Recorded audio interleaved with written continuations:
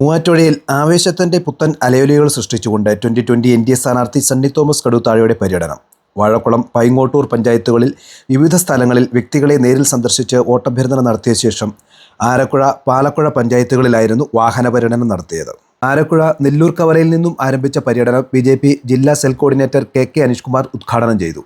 മണ്ഡലം general secretary advocate CV Johny, മണ്ഡലം secretary Maya Jomon, panchayat സമിതി ജനറൽ സെക്രട്ടറി ബിനു MG എന്നിവർ സ്വീകരണത്തിന് നേതൃത്വം നൽകി. ജനാധിപത്യ സംഘത്തിന്റെ പ്രവർത്തകർ നിങ്ങളുടെ ഓരോ വീടുകളിലും ഈ പ്രകടന പത്രം എത്തിക്കുമ്പോൾ നിങ്ങൾ മനസ്സുരുത്തി അത് വായിക്കണം. കാരണം ഈ കേരളത്തിന്റെ സമഗ്ര വികസനമാണ് ആ പത്രികയിലുള്ളത്.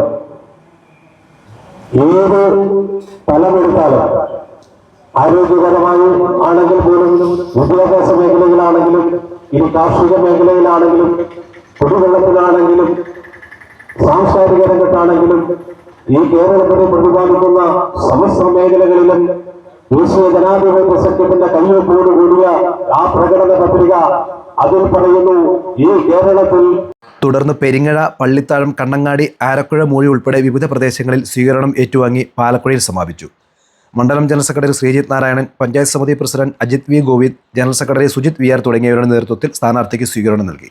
BJP മണ്ഡലം പ്രസിഡന്റുമാരായ T ചന്ദ്രൻ, B Binukumar, general secretary KP Thankakuttan, SC Morcha ജില്ലാ പ്രസിഡന്റ് അജീഷ് തങ്കപ്പൻ, OBC മോർച്ച ജില്ലാ പ്രസിഡന്റ് AS വിജിമോൻ, മണ്ഡലം വൈസ് പ്രസിഡന്റ് B രമേശ്, 2020 നിയോജക മണ്ഡലം president advocate Charles Paul, vice പ്രസിഡന്റുമാരായ അഡ്വക്കേറ്റ് ഹിസ്റ്റി M Sani, doctor Sharmila, CP Chandrasekharan തുടങ്ങിയവർ വിവിധ സ്ഥലങ്ങളിൽ സ്ഥാനാർത്ഥിക്ക് നൽകിയ സ്വീകരണങ്ങളിൽ സംസാരിച്ചു.